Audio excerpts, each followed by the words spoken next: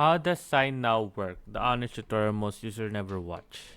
So the hidden cost of doing business, the per seat trap. Companies like DocuSign charge per users. A 10-person team can spend up to 4,800 a year. The paper bottleneck, where signature take days or weeks, forcing manual tracking, printing, and scanning. The 2026 six modern business use SignNow to enable unlimited users and slash turnaround times by 80%.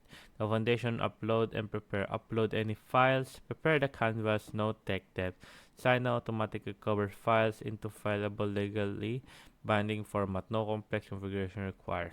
The workflow engine or straight flow deliver via SMS intelligent bonding. So yeah.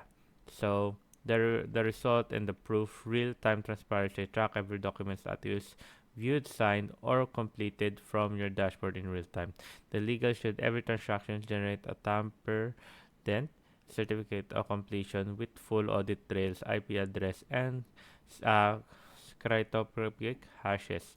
The bottom line, secure 256-bit encryption and full legal compliance under the Design Act and UATA for fraction of legacy costs.